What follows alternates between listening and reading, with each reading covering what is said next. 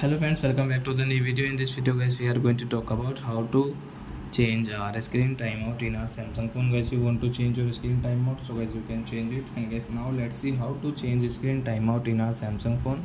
In this video guys, I am going to show you guys how to change screen timeout. So before starting video friends, I want to tell you, if you're new in my channel and you are watching my video first time, so first of all go and subscribe my channel, click the bell icon and like my videos.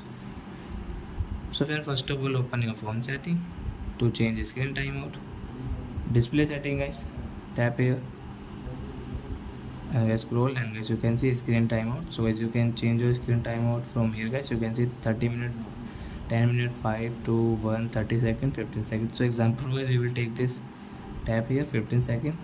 So as you can see after 15 seconds guys our Samsung phone screen will off guys. Wait and watch.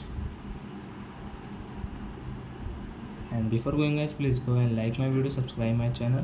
So you can see guys going die and after 15 seconds off.